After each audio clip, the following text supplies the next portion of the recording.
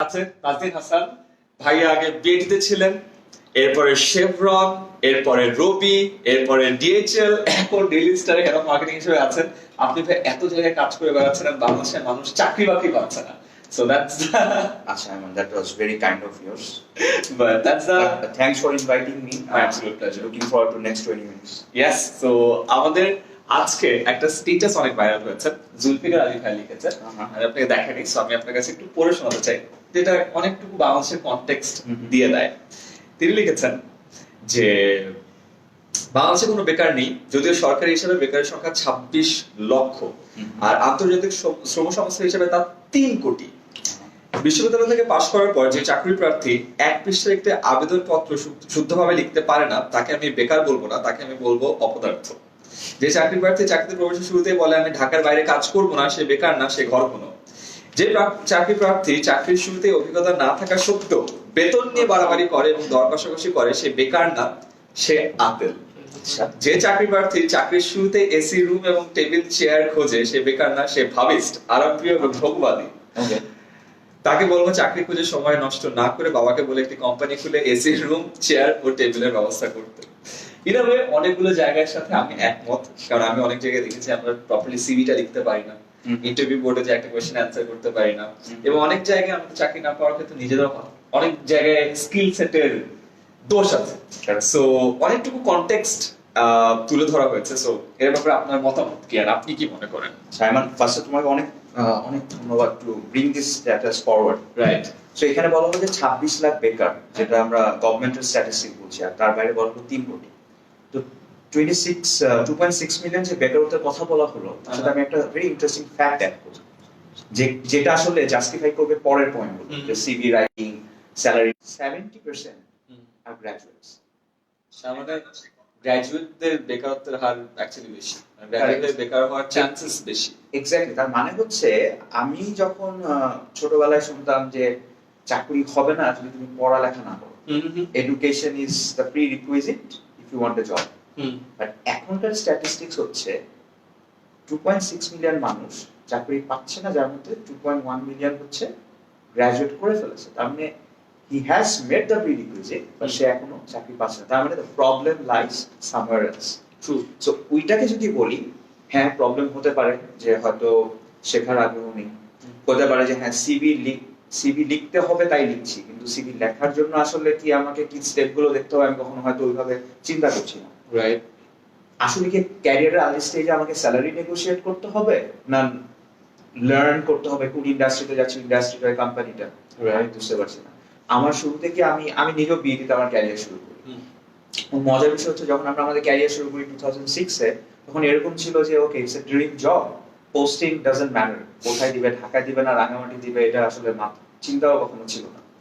wherever we get the posting, but the first 6 months or first 1 year আমরা হয়তো নতুন কিছু শিখবো, লার্ন করবো, সেটার দিকে ফোকাস করি।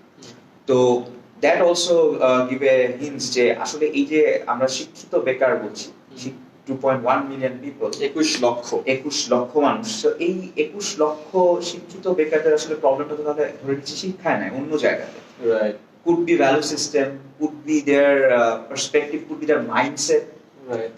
সো ডেফিনেটলি আই বিলিভ যে এখানে কিছু জিনিস, কিছু টেকনিক, ট্যাকটিক্স থাকতে পারে যেটা দিয়ে প্রবলেমগুলো ফিক্স করা যেতে পারে। বাট আমার কাছে মনে হয়েছে যে only education is not the only good cause. একটা বিশাল স্কিল সেট গ্যাপ তৈরি হয়েছে না আমাদের। বেসিক যদি আমি বলি, আমি অলওয়েজ বলি যে বেসিক ল্যাঙ্গুয়েজ স্কিল, বাংলা এবং ইংলিশ শুদ্ধভাবে বলতে এবং লিখতে পারা আমাদের নাই। Software skill, Microsoft Word, Excel, PowerPoint স্কিলটা আমাদের নাই। কর্পোরেট গ্রুমিং এর জন্য যে বেসিক জিনিসপত্র জানা দরকার, এটা আমরা অনেকেই জানি না। এবং আরেকটা মেইন পয়েন্ট এখানে, আমরা আনএমপ্লয়মেন্টের কথা বলছি, আন্ডার এমপ্লয়েড কত মানুষ আছে চিন্তা করে দেখেন। আনএমপ্লয়েড মানে আমার শিক্ষাগত যোগ্যতা অনুযায়ী আমি যে ধরনের জব করতে পারি বা চাই, তার থেকে আমি অনেক নিচে আনএমপ্লয়েড, রাইট? সো এটা একটা concern.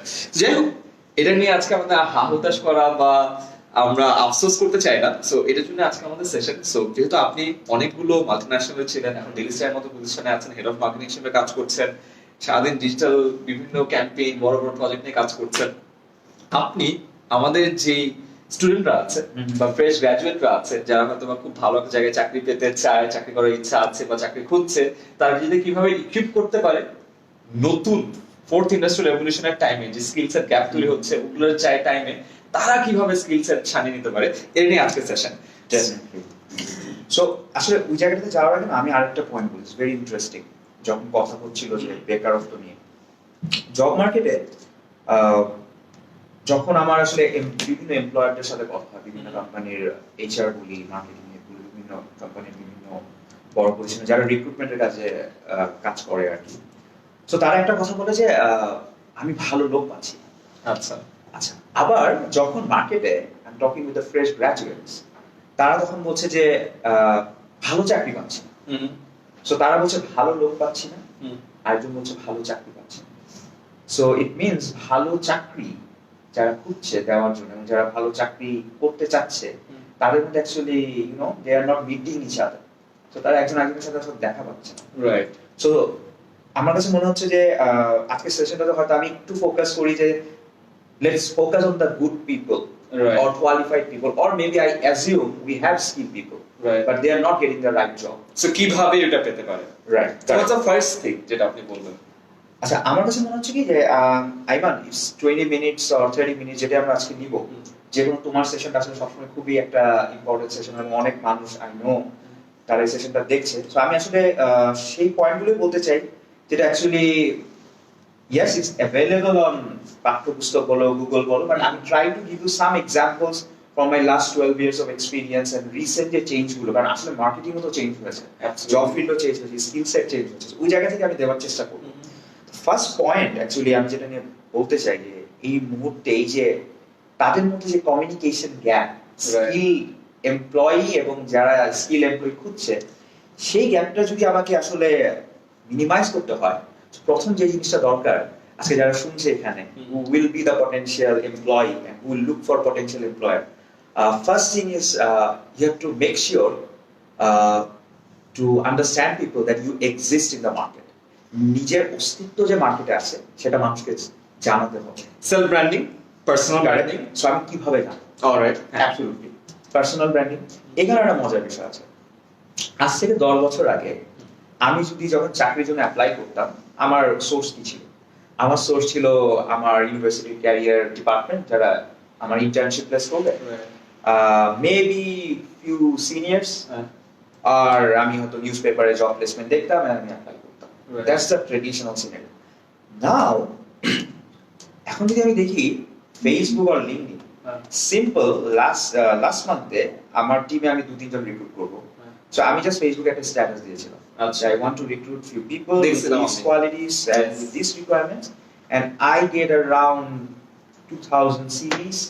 I get personal text from Messenger where people not only demonstrate their resumes and anything, they also, if somebody has any blogging capacity, their own any small tech venture or anything, they send all the links to me.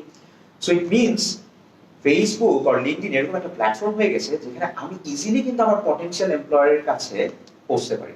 Now the question is, potential এমপ্লয়ারের কাছে কি শুধু আমি আমার সিভিটা পাঠিয়ে দেবো বা বলবো হ্যাঁ আমি আপনার এই যে চাকরিটা দিয়েছেন আমি এখানে জব করতে চাই?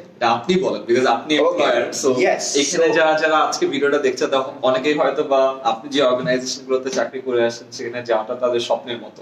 সো কিভাবে এই কাজটা করতে হয় ওটাই আমরা শিখি। সো আইমান, আমি কিন্তু যখন এমপ্লয়ার বলছি আমিও কিন্তু looking for potential employer maybe না। ওকে, সো ওই পার্সপেক্টিভ থেকে যদি বলি যে মেবি সিনিয়ররা আমার অ্যাক্টিভিটি দেখছে ফেসবুকে, তাজদিন কি পোস্ট করছে, তাজদিন কোন ধরনের কন্টেন্ট শেয়ার করছে, বা আমার যদি কোনো ইনিশিয়েটিভ থাকে, আমার কোনো প্যাশন থাকে, লেটস সে আমি যেটা করেছি, আমি কিছু ব্লগ লিখি, I create my own URL www.tajdinhassan.com। আচ্ছা, তো ওইখানে আমি ইউআরএল আমি কিছু মার্কেটিং কন্টেন্ট লিখি, দেন এটা আমি সোশ্যাল মিডিয়াতে শেয়ার করি। আচ্ছা, সো আমি যখন এই ধরনের কন্টেন্ট লিখি সোশ্যাল মিডিয়াতে শেয়ার করি, সো আমার কমিউনিটিতে যারা মার্কেটিং রিলেটেড যারা প্রফেশনালস আছে, সিনিয়র আছে, তারাও দেখছে আমার কন্টেন্টগুলো, they are also giving comments, so they understand okay I have some expert in this area. So যারা খুব ফ্রেশার বা লাস্ট ইয়ারে আছে, আমি বলবো তার যে প্যাশনের জায়গাটা আছে, সে এখন থেকেই ফার্স্টে you can start writing a blog, WordPress, yeah. You can start making your own website, then you start writing a blog, right? Then you share it in your social media. Done. Then you let the world know, see I have that passion on this, I'm writing this for last 1 year, 2 years, so that gives an indication যে ওকে এই ছেলেটা তো ভালোই কোনো একটা potential employer দেখলো যে ওকে ওর তো এই জায়গাতে প্যাশন আছে। সো এখন কি হয়, এমপ্লয়মেন্টের জায়গা থেকে আমি 10টা সিভি সিলেক্ট করবো ফর ইন্টারভিউ, আমি 5টা সিভি হয়তো ট্রেডিশনাল মেথডে নিব। আমার অ্যাপ্লিকেশন আসছে 1000 2000, আমি এইচআর কে দিচ্ছি, সে আমাকে কিউরেট করে হয়তো 5টা সিভি আমি তার কাছে, বাকি 5টা কিন্তু আমি নিব রেফারেল। রাইট। সো আমি হয়তো কাউকে ফোন দিয়ে বলবো যে if you have this quality of people, so আপনি আমাকে এটা দেন। রাইট। ওই লোকটা হয়তো দেখবে সোশ্যাল মিডিয়াতে তো আমি এই ছেলেটাকে দেখেছি, he is very passionate about it, why not I suggest that boy or girl for this position, then ওইখান থেকে কিন্তু একটা লিড জেনারেট হচ্ছে। সো আমার কাছে মনে হচ্ছে যে পার্সোনাল ব্র্যান্ডিং এখন আসলে শুধুমাত্র যে কর্পোরেটে গেলে বা সেলিব্রিটি হলে পার্সোনাল ব্র্যান্ডিং দরকার তা না, ইভেন জব সার্চের ক্ষেত্রেও পটেনশিয়াল এমপ্লয়ারের কাছে অ্যাকসেপ্টেবিলিটি বাড়ানোর ক্ষেত্রেও কিন্তু পার্সোনাল ব্র্যান্ডিং ম্যাটার। যেমন আমাকে আগে বলতাম, যখন প্রথম আমার ফেসবুক পেজ খুলি, আমার ফ্রেন্ডরা আমাকে বলে তুই কি সেলিব্রিটি হচ্ছিস, তুই ফেসবুক পেজ খুলছিস, বা তখন আমি তাদেরকে বলি যে আগে যেটা হইতো মানুষ সেলিব্রিটি হইতো দেন ফেসবুকে একটা পেজ খুলতো, এখন তো উল্টা, মানুষের কাছে পৌঁছানোর জন্যই টুলটা ইউজ করছে।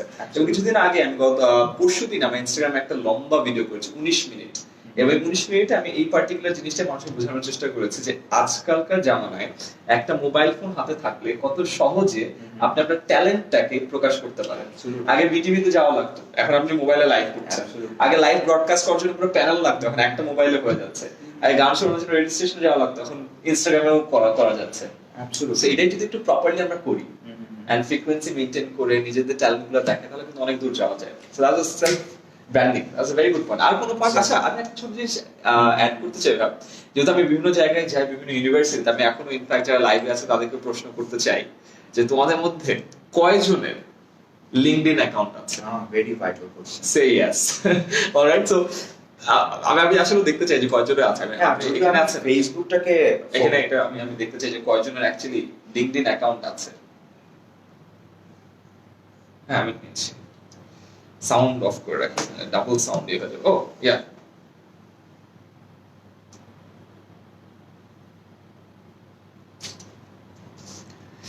স্যার হুমায়ুন কবির বলছে যে ইয়েস আমার আছে, হরিশচন্দ্র রয় বলছে হ্যাঁ আমার আছে, ইমতিয়াজ আহমেদ নিলয় বলছে আমার আছে, খাদিজা আক্তার বলছে নাই ভাইয়া। অনেকের জন্য আস্তে আস্তে নাই ভাইয়া শুরু হয়েছে, বাট আই থিংক আজকে সেশনের পরে সবাই, আব্দুল্লাহ খালিদ আছে, এসএসকে সাদমান সাকিব আছে, তাসিন আছে। বাট আমি যে ইউজুয়ালি যে নাম্বারটা দেখি, সে কারো যখন কোয়েশ্চেন করি কার কার ফেসবুক অ্যাকাউন্ট আছে, সবাই হাত তুলে, এক হাত, দুই হাত, পারলে পাও তুলে, হ্যাঁ 3টা অ্যাকাউন্ট আছে, একটা পার্সোনাল কাজে, একটা ভেরি পার্সোনাল কাজে। ইয়েস। আর বাট তখন যখন আমরা জিজ্ঞাসা করি লোকজন কয়েকজন লিঙ্কডইন অ্যাকাউন্ট আছে, অনেকেরই নাই। সো প্রফেশনাল নেটওয়ার্কিং এর জন্য যে লিঙ্কডইনটা কত দরকারি এটা কিন্তু আমরা অনেকেই বুঝতে পারছি না। অ্যাবসলিউটলি। ইভেন আমি যদি বলি যে আমার 4-5টা চাকরির মধ্যে আমার একটা জব লিড এসেছিল লিঙ্কডইন। কোনটা? দ্যাট ওয়াজ রবি। রবি আছে the one. আচ্ছা। রবি, out of nowhere I just get a knock from the HR in LinkedIn. আচ্ছা। Would I be interested for a position? So I think and LinkedIn কিন্তু শুধুমাত্র it's not about job. আমি যে personal branding নিয়ে কথা বলছিলাম, that's a good platform to showcase your activity and all the characteristics to the potential especially বাংলাদেশের বাইরেও যদি আপনার কারোর সাথে নেটওয়ার্কিং করার প্ল্যান থাকে, তাহলে it's a very good platform. not necessarily আমরা কেন ভাবছি যে it's about job. যারা ছোট ছোট এন্টারপ্রেনার আছে, যারা হচ্ছে হয়তো বাইরে, maybe a graphic designer, maybe a good creative people who wants to do creative works for outside Bangladesh, you can also get leads from LinkedIn. Absolutely. আমাদের এখানে Twitter is not that popular, but I believe আমরা যদি initially Facebook, যেহেতু Facebook and everyone is there in the Facebook, but LinkedIn and Facebook দুটাতে যদি এখন আমরা focus করি, it gives lot of space for us. But একটা কথা, Facebook আছে, লিঙ্কডইন আছে, কিন্তু how you utilise that matters. Facebook account খুলে রাখলে, লিঙ্কডইন একটা প্রোফাইল খুলে রাখলে, but you are not active, তাহলে কিন্তু হচ্ছে না। অ্যাক্টিভ হতে হবে। সো আচ্ছা ঠিক আছে, আমি ব্লগ লিখতে পারি না বা আমি ব্লগ লিখতে পারছি না, বাট আমি কি ধরনের কন্টেন্ট ফেসবুকে শেয়ার করছি, how I influence people, that also matters. True, absolutely. আমরা যখন চিন্তা করি, আমরা যতজন ফেসবুকে মিম টিম ছাড়ি, টোল ছাড়ি, ওরা যদি একটু ডিজাইনিং স্কিলটা একটু ব্রাশ আপ করে ফ্রিল্যান্সিং করতো, বাংলাদেশ বাই গড, আমি মিম নিয়ে আসবো। সো পার্সোনাল ব্র্যান্ডিং এর পরে দ্য নেক্সট লজিক্যাল থিং চলে আসে যে আমরা লিঙ্কডইনে, ফেসবুকে basically we are trying to network, right? Yes. So your 2 cents on network. আচ্ছা আমি একটা কথা বলি, মানে এই জিনিসটা আমি স্টুডেন্ট থাকার সময় আমরা কখনো পাইনি জিনিসটা। এখন তো দেখি প্রতি মাসে কিছু না কিছু চলতেছে ইভেন্টস। হ্যাঁ প্রচুর events. I am a big fan of Bangladesh brand forum. হ্যাঁ। শরীফ ভাই অনেক ইভেন্ট করে বছরে। Right. হ্যাঁ, কমিউনিকেশন সামিট করে, ব্র্যান্ড সামিট করে, হ্যাঁ, লিডারশিপ সামিট করে। আমি কতগুলো পোস্টিংও করি। রাইট, ওমেন নিয়ে হয়, ওমেন লিডারশিপ নিয়ে কনফারেন্স হয়, বিভিন্ন কমিউনিটিরা বিভিন্ন কনফারেন্স করছে, which is very good thing. But এটা মজার বিষয় বলি, উইথ নো অফেন্স, অনেক প্রোগ্রামে, অনেক নেটওয়ার্কিং সেশনে যে আমার হয়তো মিডিয়াতে কাজ করার জন্য যাওয়া হয়, তা আমি কিছু সেম ফেস সবগুলো প্রোগ্রামই দেখি। ওকে। হ্যাঁ, যে প্রোগ্রামে যাই, হয়তো ফিনটেক সামিট সেখানে যাকে পাচ্ছি, তাকে যে আমি হয়তো লিডারশিপ সামিটও পাচ্ছি, সেম মানুষকে আমি ডিজিটাল মার্কেটিং সামিটও পাচ্ছি। আচ্ছা। ওকে, তো আমার কাছে যেটা মনে হয় কি, networking is good, how you make it effective, that's important. আচ্ছা, আমি নেটওয়ার্কিং করলাম, তোমার সাথে সেলফি তুললাম, হাত মিলালাম, পরে আরেকটা নেটওয়ার্কিং তোমার সাথে দেখা হলো, পরের সেশনে আরেকজনের সাথে দেখা হলো, চতুর্থ মাসে আরেকজনের সাথে দেখা হলো, কিন্তু রেজাল্ট হলো যে ওই নেটওয়ার্ক থেকে কারোর সাথে হয়তো আমার দেখা গেল যে পরবর্তী 6 মাসে কেউ আমাকে একটা ফোন কলও করলো না, বা ওই নেটওয়ার্কিং সেশনে আমি একজন ইনফ্লুয়েন্সার মানুষ পেলাম না যার সাথে 6 মাস কোনো মানে কন্টিনিউ কোনো একটা রিলেশনশিপের মধ্যে দিয়ে গেলাম, বা তার সাথে টাচে থাকলাম, কোনো মেন্টর বের করে আনলাম এখান থেকে। So this network actually doesn't make any sense. So এই ক্ষেত্রে আমি বলবো, ইয়েস, লিঙ্কডইন, ফেসবুকে তুমি অনলাইন নেটওয়ার্কিং করছো, অফলাইন নেটওয়ার্কিং এর ক্ষেত্রেও যেহেতু এই ট্রেন্ডটা এখন খুব বেশি হচ্ছে, যে ইভেন্টস হচ্ছে সব জায়গায়, সামিট হচ্ছে, সেশন হচ্ছে, ওয়ার্কশপ হচ্ছে, ওয়াই নট জাস্ট যাওয়ার জন্য যাওয়া, ওয়াই নট, মানে কি, যত তোমার নেটওয়ার্কিং স্প্রেড হবে, পার্সোনালি তোমার নিজস্ব স্প্রেডের ইয়েটা কিন্তু আরো থিনার হয়ে যাবে। নেটওয়ার্ক যত বাড়বে, তুমি যত নেটওয়ার্কিং এর তোমার স্কোপটা বাড়াবে, তোমার নিজের অ্যাওয়ারনেসটা কিন্তু থিন হয়ে যাবে। কেন? কারণ অ্যাটেনশন ডাইভার্ট হয়ে যাচ্ছে, তুমি শুধু যাচ্ছ, অ্যাটেন্ড করছো, কিন্তু ওইখান থেকে কিন্তু সাস্টেইনেবল লং টার্ম কিছু নিয়ে যাবো। ওইখান থেকে আমি 1 থেকে 2 জন মানুষের সাথে আমি কথা বলবো, এবং তাদের সাথে আমি একটা লং টার্ম রিলেশনশিপ বিল্ড করবো। ওইখান থেকে দুটা জিনিস হতে পারে, I would be able to convince my potential employer if you're looking for a job. If I'm an entrepreneur, I'll be able to lead, to generate some lead. আমি যদি even চাকরিজীবীও হই কর্পোরেটে, ওই 6 মাসের ইয়ে থেকে একটা ইম্পর্টেন্ট সামিট থেকে আমি হয়তো একটা রিলেশনশিপ থেকে I would be able to generate some successful leads.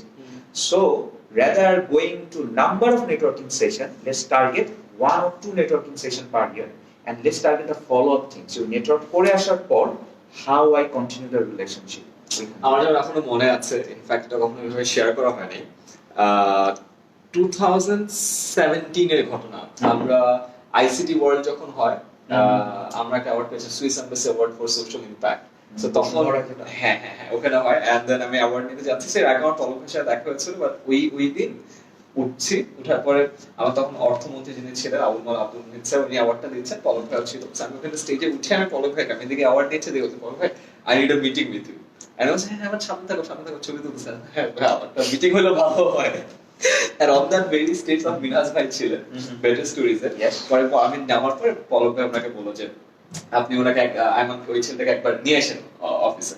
So ওই স্টেজে দাঁড়ায় ওই 10 সেকেন্ড সময়ও একটা রিকোয়েস্ট করে ওই জিনিসটা আমাকে হেল্প করেছে, আর দেন অনেক হেল্প করেছে, আমাদেরকে স্টুডিও দিয়েছে, আমরা 3200 স্কুলে আমাদের কন্টেন্ট নিয়ে যাই, ওই সাপোর্টটা পেয়েছি। সো ওই যে ছোট, এগেন ওই 15 second utilise in the right manner on the right person, and then follow up করে তার সাথে কন্টাক্টটা মেইনটেইন করা হচ্ছে। সো ওই নেটওয়ার্কিং গুলো অনেক ইম্পর্টেন্ট। Exactly, that's why, মানে it's not about the number, it's about the quality.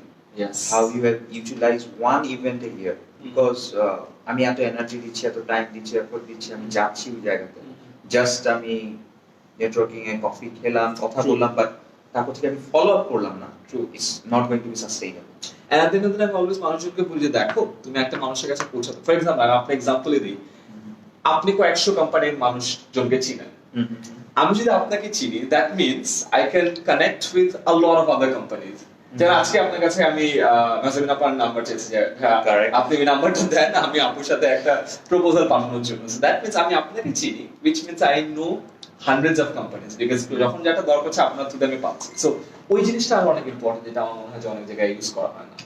Exactly, আসলে হয় কি যে you have to identify the correct or the appropriate influencer for you. For you, আমি কোন ক্যারিয়ার পথে যাচ্ছি, আমার ক্যারিয়ার পথের জন্য আসলে কোন ইনফ্লুয়েন্সারকে আমি টার্গেট করবো এই নেটওয়ার্কিং সেশনে, দ্যাট ইজ ইম্পর্টেন্ট। ওইখানে 10 জন হয়তো স্পিকার থাকবে, 3 জন কিনোট স্পিকার থাকবে, 4 জন প্যানেলিস্ট থাকবে, বাট আমি কার সাথে কথা বলছি দ্যাট ইজ ইম্পর্টেন্ট, কে আমার জন্য right fit. So that's the important part I think people should keep focus. Awesome. Next point, আমরা তো এই স্কিলগুলো নিয়ে কথা বলছি, সো হোয়াট ইউ থিংক যে আমাদের এখনকার সিনারিওতে এমপ্লয়াররা কোন কোন স্কিল খুঁজছে? আচ্ছা, আমি যদি একটু ভেরি কুইক যাবো আইমান, আসলে আমার কাছে মনে হচ্ছে কি fundamentally the problem lies in somewhere else. আচ্ছা, আমি আমার টিমের কথা বলি, হ্যাঁ, ধরো আমার টিমে ডেইলি স্টারে আমার টিমে ধরো আমার I manage a portfolio of 3 teams. So একটা টিম হচ্ছে core, they work on the core advertisement sales, right? আরেকটা টিম আছে they work in marketing, আরেকটা টিম আছে they organize the events, and another team works in digital marketing. So যারা advertisement সেলসে কাজ করছে তারা কি করছে, তারা ভেরি মাচ ক্লায়েন্ট ফেসিং, তারা ক্লায়েন্টের কাছে যাচ্ছে, কমিউনিকেশন করছে, লিড জেনারেট করছে, আমার প্রোডাক্ট সার্ভিস নিয়ে যাচ্ছে। যে মার্কেটিং নিয়ে কাজ করছে সে কি করছে, সে ক্রিয়েটিভ ক্যাম্পেইন ডিজাইন করছে for the brands, identifying their problems, how they can generate good business result for those brands, এবং তারা এগুলো পাস অন করে দিচ্ছে to the sales team, right, who are actually communicating those product and services to the people. So এখানে আমি বলবো যে skill যদি বলি, তার বেসিক যে সেলসে আছে তার বেসিক স্কিল কিন্তু হচ্ছে communication, because how he is communicating things with the people. আবার যে ক্যাম্পেইন করছে তার জন্য কিন্তু আসলে স্কিলটা হচ্ছে ক্রিয়েটিভিটি, কারণ কত ক্রিয়েটিভ ভাবে সে হচ্ছে ওই ক্যাম্পেইনটা ডিজাইন করছে, প্রোডাক্টটা ডিজাইন করছে। তার জন্য হয়তো কমিউনিকেশনটা ওই মুহূর্তে ম্যাটার করছে না, কারণ he is not actually convincing the people to buy his product or services. আবার যারা ইভেন্ট অর্গানাইজ করছে তার জন্য কিন্তু স্কিল হচ্ছে টাইম ম্যানেজমেন্ট স্কিল। একটা 2 ঘন্টার লাইভ শো চলছে, how effectively he is managing the times, how effectively he is managing the logistics, programme flow ঠিক মতো যাচ্ছে কিনা, গেস্টরা ঠিক মতো বসে কিনা, ব্যাক স্টেজে কন্ট্রোল প্যানেল রেডি আছে কিনা। আবার ডিজিটাল মার্কেটিং এ যে ছেলেটা কাজ করছে তার জন্য আসলে ইম্পর্টেন্ট হচ্ছে যে টু আন্ডারস্ট্যান্ড দ্য অডিয়েন্স, কারণ কি এখন টেলিভিশন বা নিউজ পেপারে কিন্তু ইউ ক্যান নট আন্ডারস্ট্যান্ড কারা দেখছে, কোন প্রোফাইলের লোকজন দেখছে। ডিজিটালে কিন্তু you get a deeper understanding of the audience. So ওর জন্য আসলে অ্যানালিটিক্স বোঝা, ওর জন্য আসলে আমার কোন মোমেন্টে আমি ক্যাম্পেইনটা রান করলে ভালো হয়, সোশ্যাল মিডিয়াতে লিড টাইম কত, আমার ভিডিও প্রোডাকশনটা কত মিনিটের হতে হবে। সো আমি যদি স্কিলের ডাইভার্সিটি বলি, it's from communication to creativity to analytics to operations to time management. There's a number of skills are there. These skills is more or less, I'm going to put it, soft skills, right? And it varies from job to job. Not necessarily example, our time management skill could follow, our operation skill could follow. That he may not fit for marketing or creative jobs. He may fit for even management job. right? আবার যে বলছে যে সে আসলে operation বা stress নিতে পারে না, তার জন্য হয়তো মেবি ইভেন্ট ম্যানেজমেন্টটা হয়তো বেটার জব না, maybe he can focus on creating campaigns. আবার someone if not good at number or he doesn't have any interest on research, he not be a right fit for research related job or digital marketing analytics, social media analytics. So maybe he would fit for another job. So yes, you have to have diversified skill, but this skillটা actually varies from আমি কোন জায়গাতে আসলে আমার জবটা করতে চাচ্ছি exactly, বা কোন জায়গাতে কোন ট্র্যাকে আমার ক্যারিয়ারটা আমি বিল্ড করতে যাচ্ছি। বাট what I feel যে to keep myself updated, we should learn one new skill a year maybe. আমি কিন্তু এভরি মান্থ করা উচিত আমাদের এখন। আমি খুব হলাম আর কি বলে জানি, খুব কনজারভেটিভ লিনিয়েন্ট অ্যাপ্রোচে বললাম। আমি 2016 এ আমি একটা কোর্স করি, যখন আমি দেখলাম যে 2015 এ তো আমি ডেইলি স্টারে জয়েন করি as a business development manager. So before I get promoted as head of marketing, আমাকে যখন প্রমোশন দেওয়া হলো যে I am promoted to this role and I will be looking after the digital marketing also, I have to start the whole thing from the scratch. তখন I enroll myself in a course called Google square course. It's a 6 months course. So এটা যেটা হতো রাত 12টা থেকে রাত 2টা পর্যন্ত class হতো, এবং গ্রুপে সব 4টায় যেটা হতো আমাদের লাইট দিয়ে হয়ে গেল হঠাৎ করে। করবো ইয়েস ইয়েস ইয়েস, আমাদের অন্য লাইটটা এটা আছে, অসুবিধা নেই। অসাম। আমাদের এখানে আরেকটা এক্সট্রা লাইট দিয়ে দেওয়া যায় না Sakib? Thank you. Yes. So দেখা যাচ্ছে যে ভোর 4টার সময় একটা অ্যাসাইনমেন্ট আছে। সো এই প্রোগ্রামটা ছিল এরকম যে আমার ফোন ইন্টারভিউ হতো, I have two interact with multiple people. So at certain level আমি ফিগার আউট করলাম 10-11 বছর চাকরি করার পরে যে না আমাকে একটা ডিজিটাল স্কিল নিতে হবে। That's why I enrolled that program. এবং আমার মনে আছে যে ওই প্রোগ্রামটার পর we have to give assignments, we have to do a project at the end of the, এবং একমাত্র আমি বাংলাদেশে ছিলাম, বাকিরা সবাই ছিল লন্ডন অথবা ইউরোপের market, so there is a time zone gap, আমাকে রাত পর্যন্ত জাগতে হতো। Anyway, so finally I earned that degree. So আমার কাছে মনে হচ্ছে কি you can have earned certificate, you can earn certain skill, but skill আমি যেটা বিলিভ করি at the end of the day it's all about your understanding of the audience and the customer for you work for, that matters. At the end of the day প্রবলেমটা আমি বুঝতেছি কিনা, that matters. আমি প্রবলেমের ডিটেইলসে যাচ্ছি কিনা, that matters. So আমি যখন as head of marketing when I interview people, আমি তার 4-5টা স্কিল কোনটা আছে আমি হয়তো সেটা নিয়ে আমি এতটা চিন্তা করি না, আমি হয়তো তার সব স্কিল গুলোই দেখি। রাইট। সো আই থিংক এখন যারা ট্রেডিশনাল যারা ইউনিভার্সিটি থেকে বের হচ্ছে তার পাশাপাশি যেসব ডিজিটাল সার্টিফিকেশন, আর এখন তো লিঙ্কডইনে আমি হচ্ছে লিঙ্কডটা ইউজ করি, লিঙ্কডইন লার্নিং যেটা tremendous number of amazingly well amazing video content. সবাইকে আমি বলবো linda.com আমি লিখে দেই ly মার্কার কোথায় আছে, यस সবাই জিজ্ঞাসা করে এটা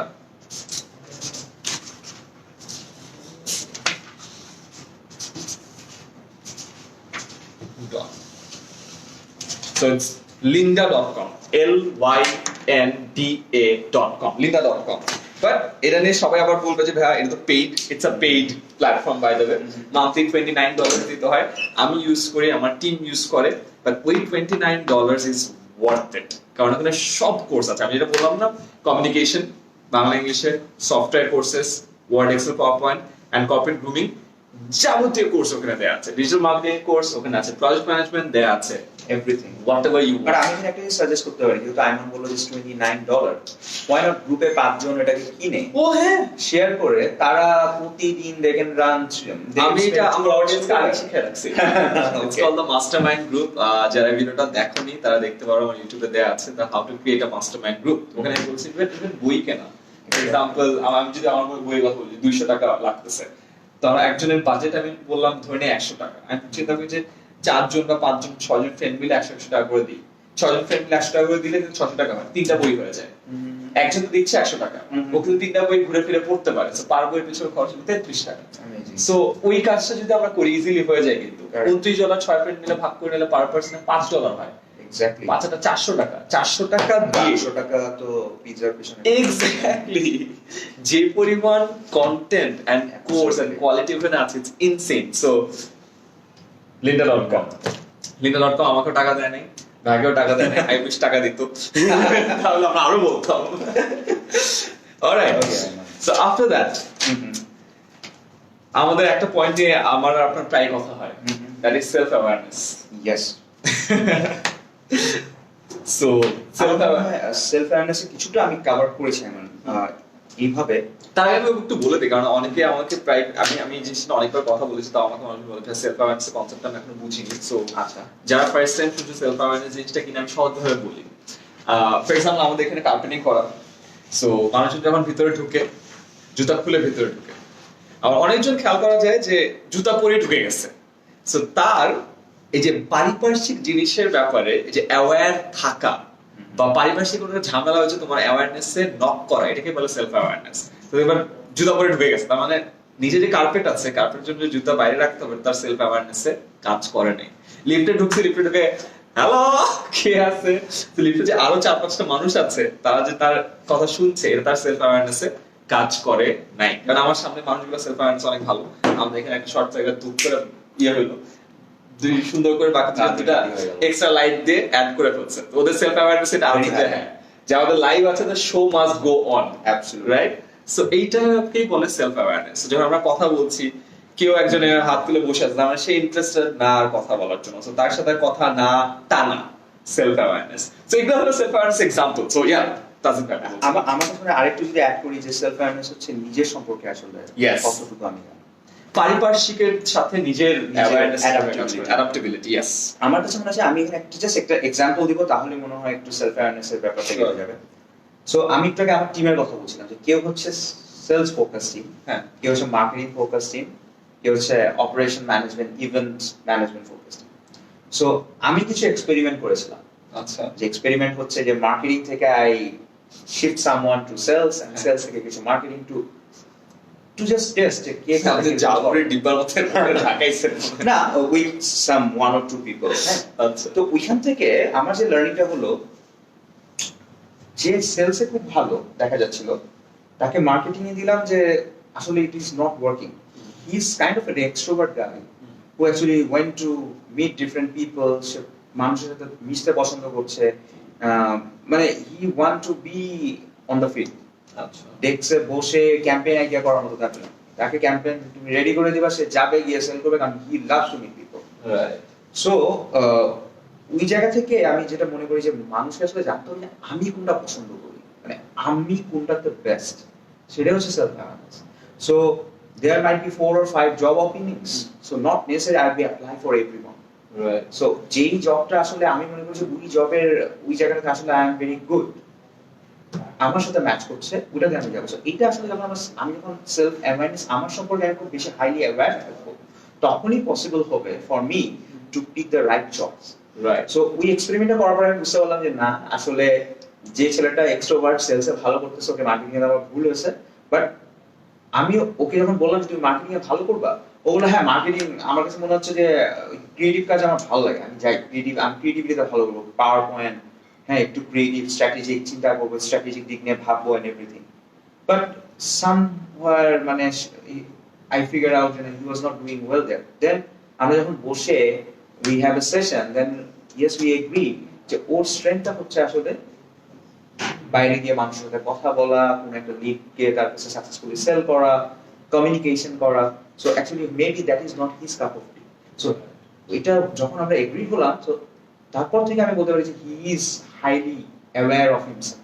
সো এটা খুবই দরকার to I think the right mentorship is very important. Absolutely. আমি যেটা আসলে আমি যদি অনেকে কিন্তু লস থাকে, অনেকে জানে না যে আসলে সে কোন কাজটাতে ভালো, বা Exactly. তার যে স্কিলটা আছে ওটা কোন কাজে সে কাজে লাগালে সে ভালো করবে, এটা কিন্তু আমরা জানি না। হ্যাঁ, এখন কেউ কোয়েশ্চেন করতে পারে ভাই আমি কিভাবে আমার সেলফ অ্যাওয়ারনেস বাড়াবো, আমি কিভাবে বুঝবো যে I am highly self aware.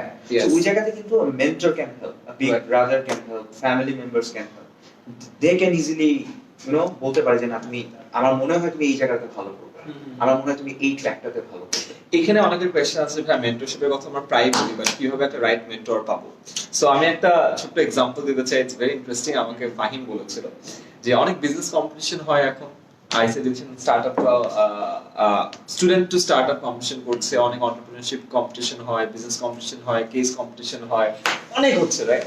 So আমাকে একজন বললো যে ভাই আমি একটা ইন্টারেস্টিং আইডিয়া পেয়েছি, আপনি একটা আপনার আইডিয়া আপনি পার্টিসিপেট করেন, এন্ড পার্টিসিপেট করার পর আপনার পিচ ডেক বানাবেন, প্রেজেন্টেশন তৈরি করবেন, তৈরি করে আপনার ইউনিভার্সিটির মার্কেটিং এর যে স্যার আছে স্যারকে যাই দেখাবেন যে স্যার আমি একটা কম্পিটিশনে পার্টিসিপেট করছি, স্যার আমার প্রেজেন্টেশন এটা একটু যদি আপনি দেখে দিতেন। এন্ড এটা আসলেই কাজ করে। আপনি দেখলেন স্যার কিন্তু আপনার প্রতি খুশি হবে, আরে ছেলেটা তো অনেক ভালো, এক্সট্রা কারিকুলার অ্যাক্টিভিটিস করছে, স্যার খুশি হবে যাচ্ছে, অনেক স্যার ছিল আমার কাছে আসছে, সে হেল্পও করবে। তো টিচারের সাথে কনভারসেশন হচ্ছে, টিচারের কাছ থেকে হেল্প পাওয়া যাচ্ছে, এবং নেক্সট টাইমে কোনো কাহিনী হলে কিন্তু টিচার আপনার মেন্টর হবে। ভবিষ্যতে যদি কোনো জায়গায় বিদেশে পড়তে যান, আপনার রেকমেন্ডেশন লেটার দরকার, আপনি সবার ওই স্যারের কাছে যাবেন। True right? So there are many ways যেখানে আপনি কিন্তু আপনার মেন্টর খুঁজে পেতে পারেন। অনলাইনে হাজার মেন্টর আছে, অনলাইনে বিভিন্ন কোর্স আছে, যেমন আজকে আমি জর্ডন বেলফোর্টের কোর্সে সাইন আপ করলাম। Okay, it's a paid course, but wolf of wall street মুভিটা যারা দেখেছেন, ওই উলফ অফ ওয়াল স্ট্রিট মানে যেই ক্যারেক্টারটার উপর, রিয়েল লাইফ ক্যারেক্টারের উপর বেস করে, ওর নাম হল Jordan Belfort. So you sign up for that? Sign up for that, very good. So because সে সেলস এর ট্রেনিং করায়। সো আমি যেটা বলছিলাম যে এখন যে এতগুলো সেশন হচ্ছে বছরে প্রতি মাসে 2টা করে, তো সবগুলোতে অ্যাটেন্ড না করে লেটস টার্গেট আমি এই একটা সেশন অ্যাটেন্ড করব, right, and I try to Stick to find that. A good mentor out of this session. আর আমার কাছে মনে হচ্ছে যে মেন্টরকে ইমেল করা, হয়তো মেসেঞ্জারে নক করা, এবং একটা কথা হচ্ছে কি সাকসেসফুল মেন্টরিং এর জন্য কিন্তু আসলে you have to answer right question to your mentor. আমি কোন কোয়েশ্চেনটা তাকে জিজ্ঞেস করব? So it's not like okay, হ্যাঁ কেমন আছেন, কেমন যাচ্ছে, hi hello, is not like kind of a thing. So the smart question I have to answer the mentor so that the mentor is also interested to carry the relationship forward with me. So ওই জায়গাতে আমাকে খুব smart হতে হবে to you know to connect strongly with my mentor. True. Awesome. So that was mentorship. And apart from these, any other points that you okay, want to focus? দুটা point বলতে চাই। হ্যাঁ, এটা খুব ইম্পর্টেন্ট, আমি আমার কর্পোরেট ক্যারিয়ারে বলি আর পার্সোনাল লাইফেও। আচ্ছা, your ability to accept the negative feedback. Negative feedback. Meme নিয়ে কথা হচ্ছিল, আমি তো এটাতে সুপার। আইমান ভাই আপনার ভিডিও সাউন্ড কম, সরি ভাই। আইমান ভাই আপনার চুলের স্টাইল খারাপ, সরি ভাই।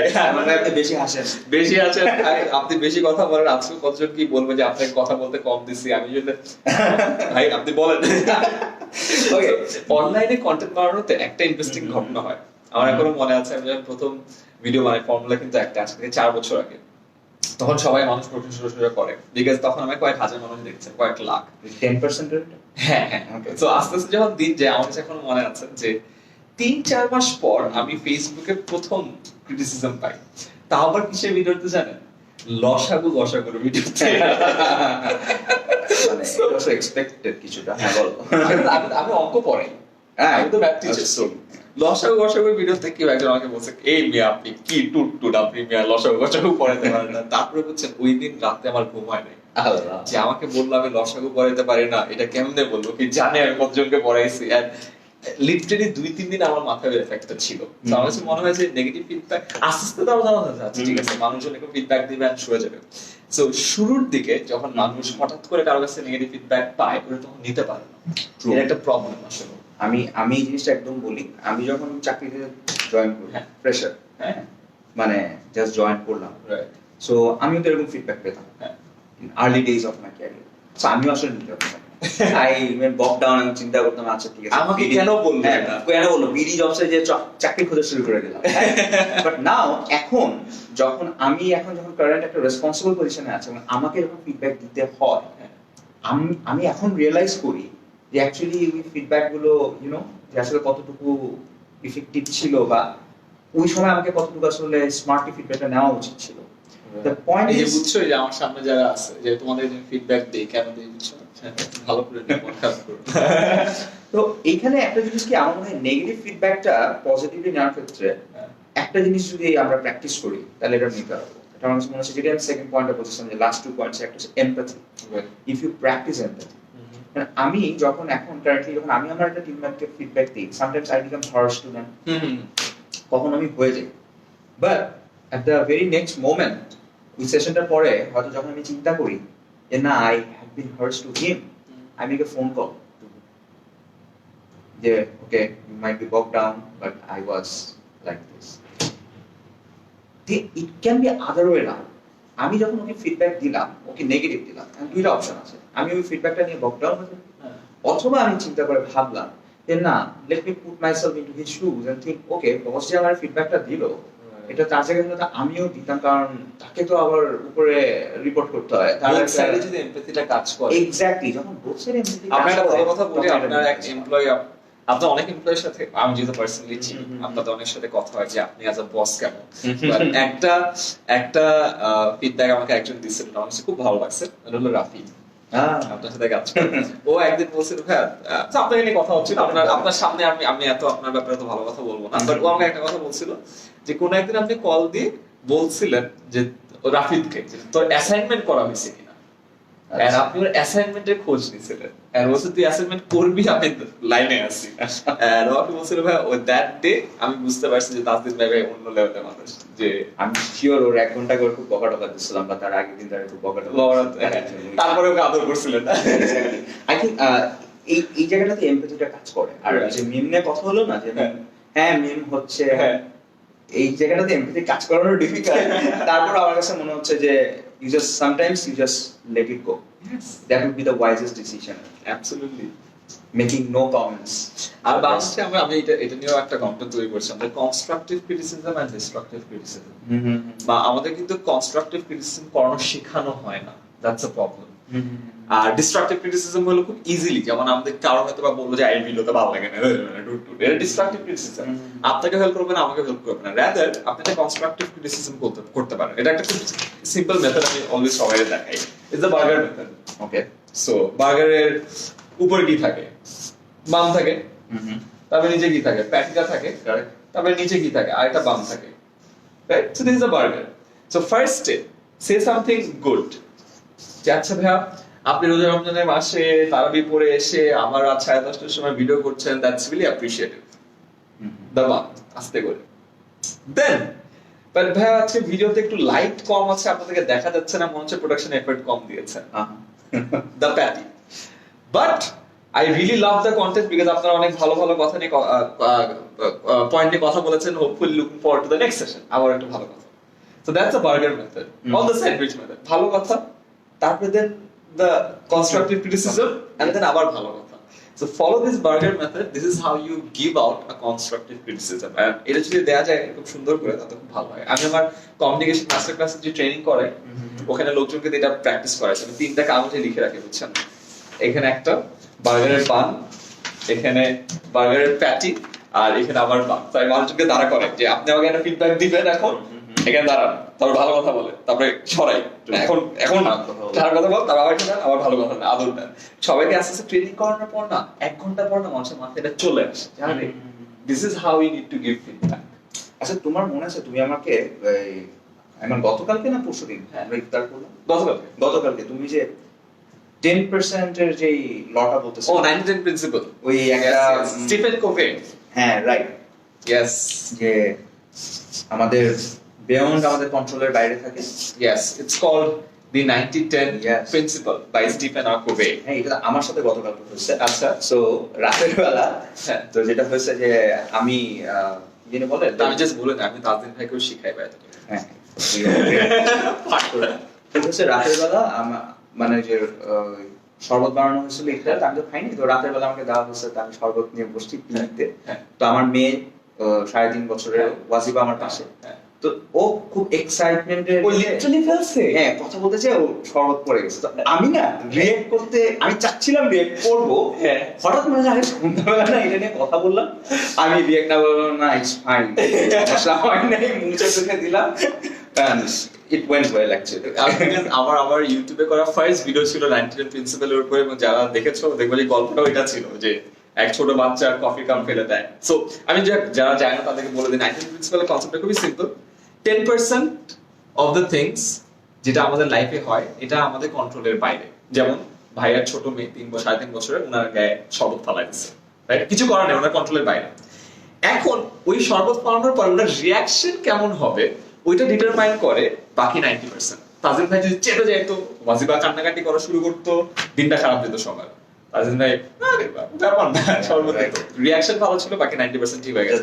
লাইটটা হঠাৎ করে চলে গেল, ও হ্যাঁ, নরমাল রিঅ্যাকশন দিলাম। সি আদার্স আমি লাইফে প্র্যাকটিস করি, আমাদের ধূপধাপ লাইটের ধূপধাপ ব্লাস্ট গুলো যে আওয়াজও পাইছো তোমরা, আমরা চিল, হ্যাঁ আরেকটা লাইট দেন, because that is 10%। Exactly, how we react to that 10% sets the 90% of the interview. Yes.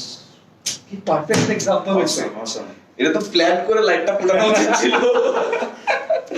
That being said, thank you so much Tazin আজকে আসার জন্য। It was a pleasure to host you over here. Same here. And এটা ছিল আজকে আমাদের first session. ইনশাআল্লাহ আমরা চেষ্টা করব আগামীতেও এরকম ডিফারেন্ট টপিক নিয়ে কথা বলার জন্য, and hopefully আপনি নেক্সট টাইম আপনাকে ইনভাইট করলে আপনি আসবেন। ইনশাআল্লাহ ইমাম।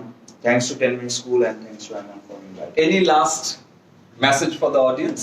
আমার কাছে মনে হচ্ছে the last message is একটা পয়েন্টই বলবো, it's a era of social media digitalization, so use the social channels properly, do promote yourself, do sell yourself. There is nothing harm, there is nothing to feel shy about it, to promote yourself, because at the end of the day if you don't promote yourself, nobody is going to push you there, because the competition is immense there, and it's not only about certification and the grades. I'm saying these are fundamentals, but it's more than certification. So social media space গুলোকে আর properly তোমরা কাজে লাগাও, and personal branding এর প্রতি focus দাও। I think you are bound to succeed. Thank you so much Tazin ভাই। Thank you. Wish you all the best. সবাই ভালো থাকবেন। আসসালামু আলাইকুম।